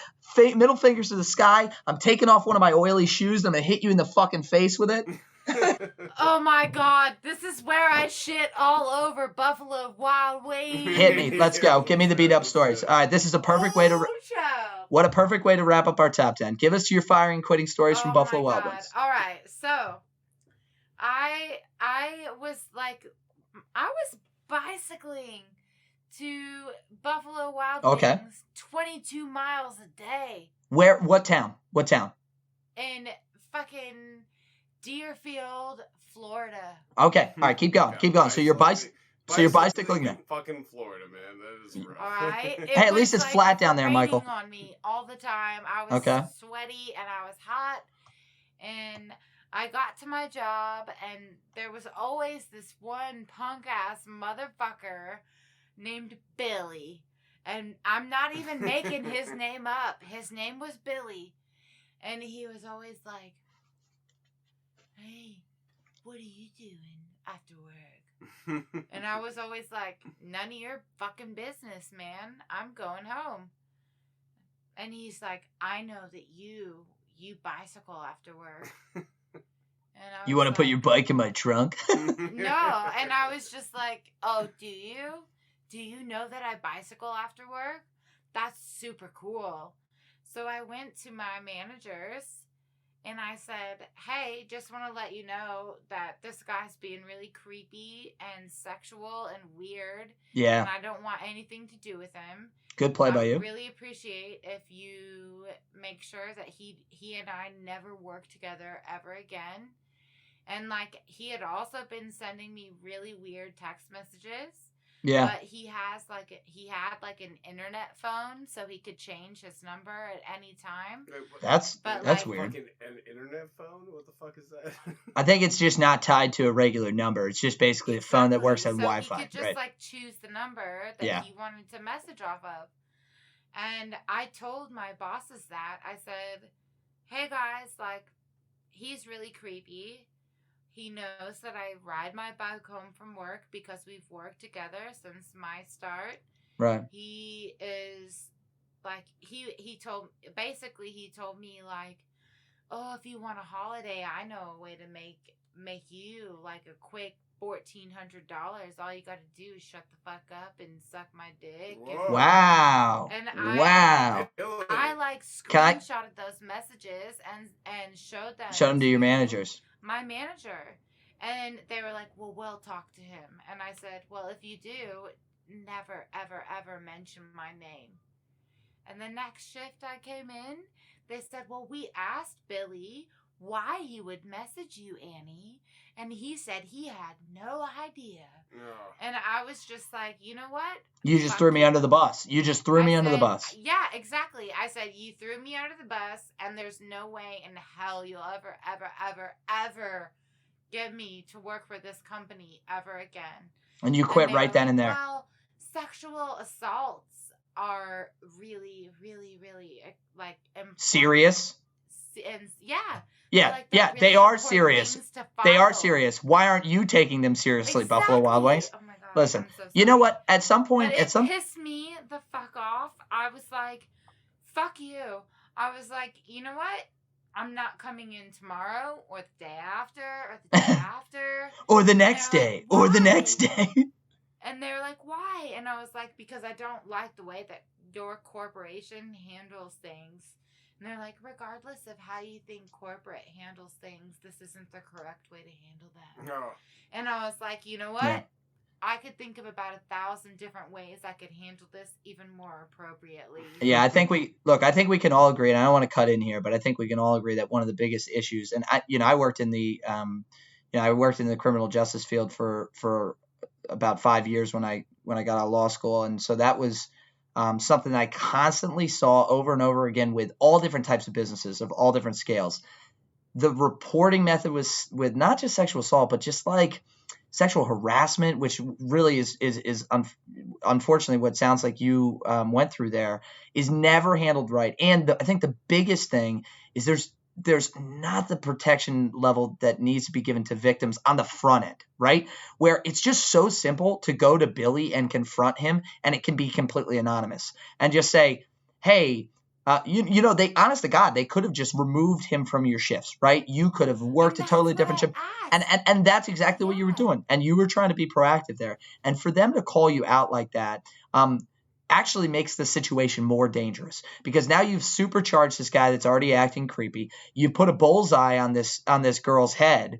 And honest to God, you've not actually solved the problem. So you haven't taken them off the shifts, and now you're going to the victim, the person who has been victimized, and you're saying this is your problem that you need to clean up now. And and basically putting the microscope on you. And I think that's total bullshit. At some point, a day is going to come where I'm going to get reached out to by a Buffalo Wild Wings attorney, and I'm ready for that fucking day. Come and take me, motherfucker. I can go all day long about this company. I worked there and I quit, and I was happy to quit. And because I saw this business run so ass backwards in so many different ways. And I can't say this enough. This is not specific to Buffalo Wild Wings, but this is a hill I will die on. I cannot shut my mouth. And the idea that anybody has to feel uncomfortable in their workspace, that they can't talk about it, that they don't have somebody to go to talk about it, that somebody's not going to stand up for them, it makes me feel like not as helpless as you probably felt in that situation, but it makes me feel furious. I can't stand that.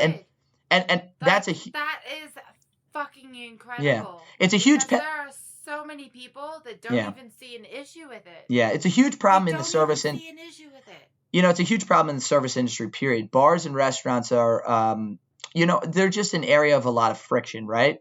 Men and women working close to each other. It's high stress. There's a lot of sex. There's a lot of sexual tension. I think what breeds out of that is a lot of inappropriate behavior. And, it's not always a corporate workspace. Buffalo Wild Wings maybe, but it's not always a corporate workspace. And so what I think is tough sometimes is a lot of times the GM is just some guy that was a bartender 5 years ago, and he just he ended up being a GM, but he doesn't necessarily have the people skills or the management skills, or even just the basic human empathy to deal with a problem like that. And so I'm right there with you. I'm glad you fucking quit and walked out on them. I hope there were some middle fingers in the sky as you walked out the door that day. Well, you want to know some crazy shit? Is that after I quit, I found out that my general manager, he, instead of getting fired, he was just transferred to a different restaurant for doing the exact same thing that I had already complained about. It's putting a Band-Aid on an open wound. And after I had quit over the same thing, I found out through a friend that was still working there that she had undergone sexual harassment from the same guy. Him. Unbelievable. Well, and you know what? I guarantee he's not in jail. Yeah, there might not be dealing with it. There might not be any hope for that guy or that or that restaurant, but I will tell you this: I hope that that story and just us talking more about the some of the the good and the bad of the service industry. Hopefully this touches somebody out there, right? Like maybe one bartender, one bar manager, can do this differently, and maybe think about it differently. So I appreciate you sharing that story. And hey, listen, we just became closer friends because I share your fucking hatred for that establishment. I do. All right, well, Annie, you made it through the top 10. I'm very proud of you. It was a hell of a gauntlet tonight. I'm sorry that this was like a bajillion hours. What Absolutely not. Say? We're done with the goddamn apologies, all right? Yeah. Okay, I'm sorry. I'm sorry that I'm sorry. No, it's perfectly fine. It's perfectly fine. Now we're going to get up to, we're going to jump right into our kind of last little question section here. Oh my God, there's more. No, we're going to get you out of here today. It's gonna get you. We're gonna get you out of here today. So before we go to the wrap up, let's do the how's my driving sections. Well, Mike and I want to learn. We want to get better. We want to improve at podcasting too, and this interview for the bartenders. So I think we probably missed some questions that maybe you would like us to ask. You were telling me a little bit earlier about an issue that you're really passionate about, which is kind of maybe the mistreatment of migrant workers and kind of nomadic workers in Australia, something that you really saw from that experience working down there. And I know you really wanted to kind of touch on that. So we usually use this section for our guests to give us recommendations or just give us some insight about the industry. Would you like to tell us kind of a little bit more about kind of those working conditions and what's really going on in the restaurant service industry in Australia and the New Zealand area? Oh, wow. Okay. I know it's a lot to unpack. Yeah. So, it's so much different for me than it is for a lot of other backpackers in Australia and lots of other countries. But I will focus mainly on Australia because it's something that I actually know about. Yeah. All right. So I am whenever I was there and in New Zealand, I was on a work and holiday visa. Okay. Which means that I was able to be there because I had a certain education qualification. I had a certain comprehension of English. Yeah. And that means that I had different work advantages. Yeah. Than the other people. So all the other people. So England. I don't even. People from all over the world, I hear what you're saying, are kind of coming there as nomadic workers, right? And they didn't have to have education, English qualifications, nothing. Yeah. Okay, so they were used as migrant workers. Yeah. Okay, so whenever you first come to Australia on either a working holiday or a work and holiday visa, you can do whatever you want. But if you want to secure a second year visa under the same pretenses, you have to complete X amount of different working days. Okay, so you have to accrue a certain number of hours, right? Does that kind of but it's different. So for me, because I am part of a work and holiday visa instead of a working holiday visa. Yeah. I don't have to accrue as many hours. Well, I don't have to let them know that I can speak English because that's inferred. Okay. And all I have to do to get my second year visa is to work 88 hours above the Tropic of Capricorn. Okay, so if you go to the Tropic of Capricorn line, all I have to do is work 88 hours in hospitality or tourism above that line. Yeah. Or I can keep getting that visa renewed. Exactly. Yeah. Or so if I wanted to, I can work farming, right? Yeah. For these other workers that weren't in the same boat as you, was it a much higher requirement, almost like something that they couldn't attain? Basically, they don't get the option of having to work in hospitality or tourism. Oh, really? They're restricted. Simply work in farming. Okay, and agriculture. Yeah, exactly. That's really tough work too. Work 88 hours, but the problem, it doesn't even lie with which part industry of the industry you're working in. The problem lies in the fact that the farmers, they take advantage of you. Okay, so during COVID, by hours, by pay, all kinds of things, right? Everybody's countries said you need to get home immediately. Australia's farming industry, all of their fruit and all of their vegetables were rotting because the only way that they could actually pick all of those fruit and vegetables were those migrant workers.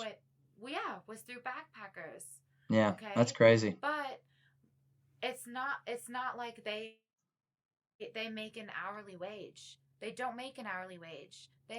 It's a wage that's Yeah. made by I think it's piece. weighed, right? Yeah, it's what you It's pick by or the weight piece. of what you pick, right? Yeah. Yeah, so like, oh my God, if you go to a farm in the middle of zucchini season Yeah. and they tell you like, oh, if you're a good worker, you could make So much money, and $10,000 that's a what they week. kind of, yeah, that's how they entice you, right? But it's like, okay, so yes, you're right. But on top of that, you also have to take into consideration that the farmers also make you stay in the accommodation that they provide for you. Yeah, and those aren't always They the don't best situations. allow- Yeah. they don't allow any outside transportation. So you're stuck there at their You're mercy stuck a lot of there. the time. Yeah. And on top of that, like, it's not even just backpackers. Like, so like Some of these people, I'm sure, are trying to make a life there as a migrant worker. like Yeah. islanders. Yeah, Like, no doubt. So throughout the years, I've worked through a lot of people that are, for example, from Vanuatu. Okay? And you saw them exploited by these farmers. Yes. Yeah. They work their fucking ass off. They are there for like 80 hours a week. Yeah.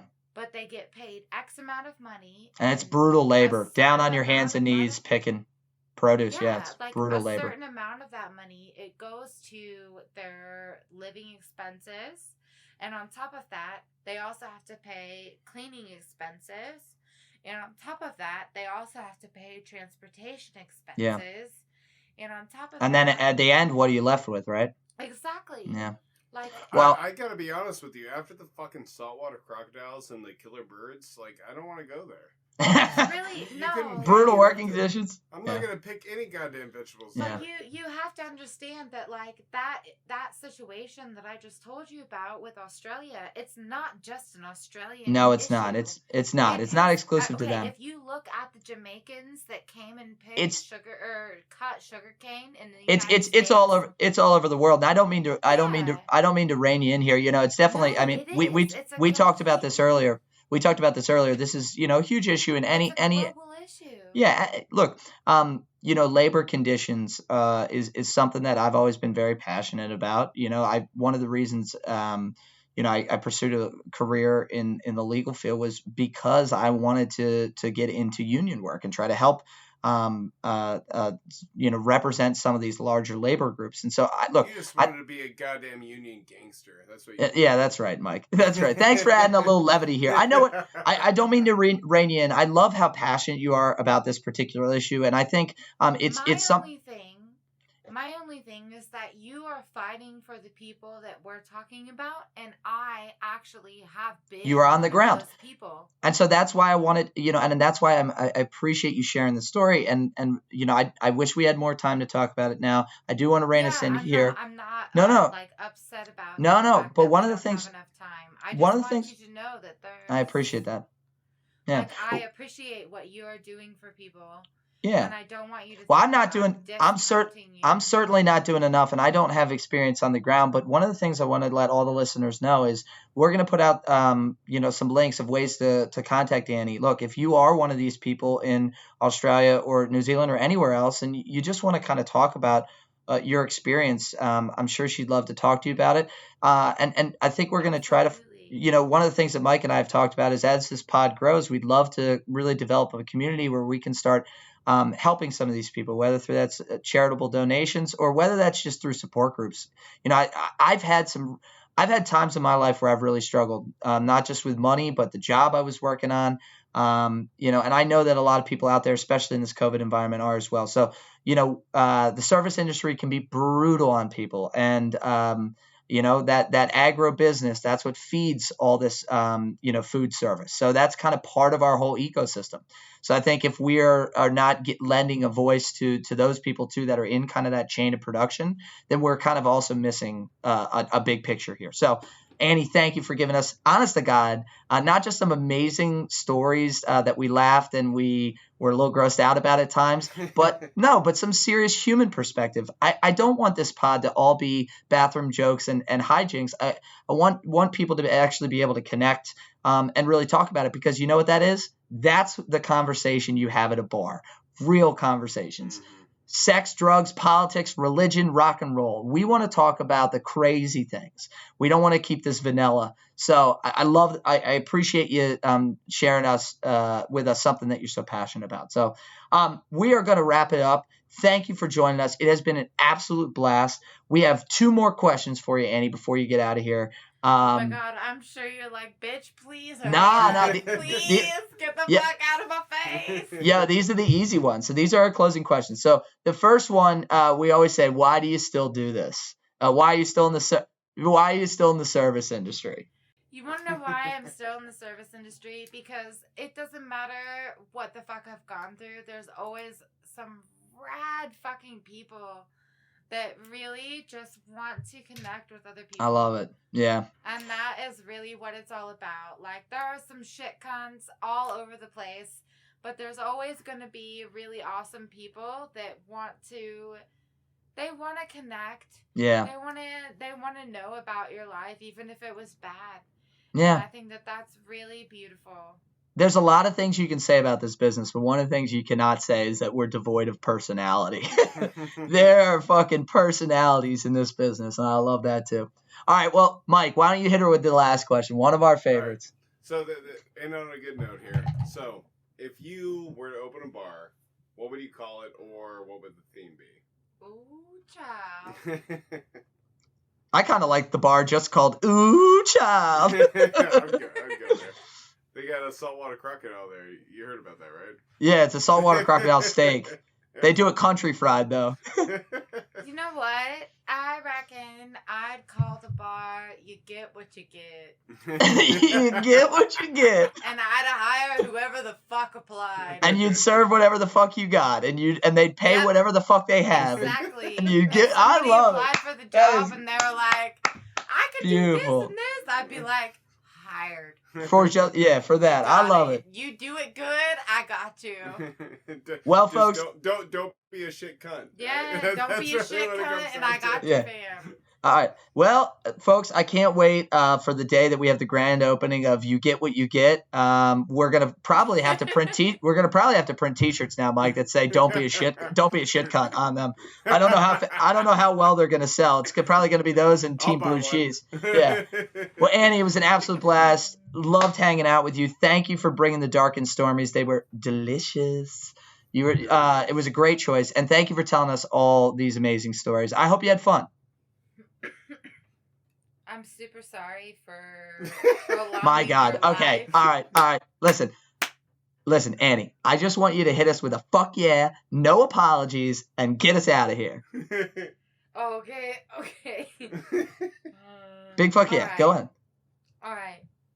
All y'all can go and fucking shit your dicks, but we still gonna be standing. Piss the fuck off. I love it. All right, y'all. Have a great afternoon, evening, good night. See you.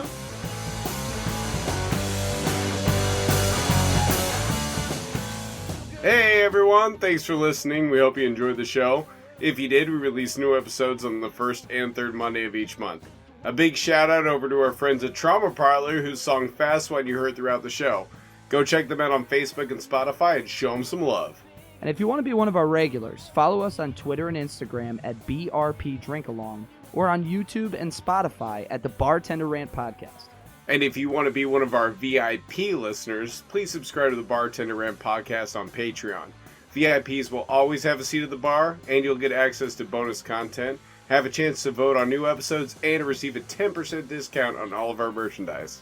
And tell Mike if they want to be a big tipper, aka one of our Bozels, feel free to make a donation on PayPal under the Bartender Rant Podcast at gmail.com. Mike and I do this because we love the service industry, and we want to bring you great content, but this is not our day job. With your help, we can keep the stories coming and interview local bartenders from coast to coast. And as always, don't just listen along. drink along!